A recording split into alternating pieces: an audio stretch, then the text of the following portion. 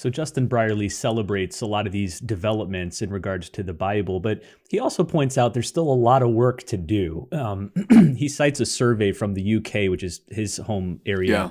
that found that 40% of the population of adults either believe that Jesus is a mythical character or they're uncertain whether he was a real person. So in other words, nearly half of adults in the UK think that Jesus was either a myth or a legend. What would you say to people who find the Bible interesting, maybe helpful from a psychological perspective, but doubt its historical reliability? Read the scholars. There's an absolute consensus.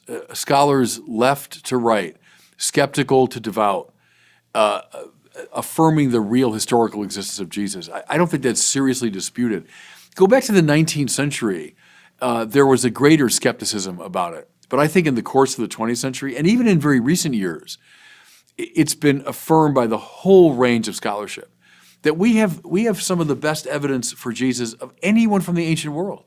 Do you believe Alexander the Great was a real historical figure? Well, who doubts it? Do you believe Julius Caesar was a real historical figure? Who would doubt it? We have far more historically reliable information about Jesus than either of those two figures.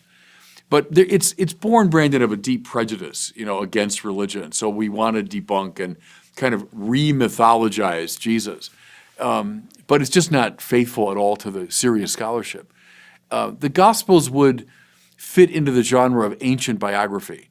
If you look at biographies from the ancient world, they're not written like ours, which are meant to be like as close to journalistic reality as possible and with 10,000 footnotes. But nevertheless, no one in the ancient world writing a biography of a great figure was presenting this figure as a myth or a legend.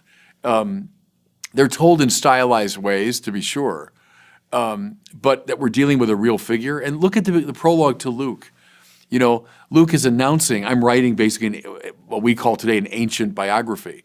And I've consulted the sources and I put them together and here's my picture. So no, I think it's incredibly naive and opposed to the clear academic consensus to hold that Jesus didn't really exist.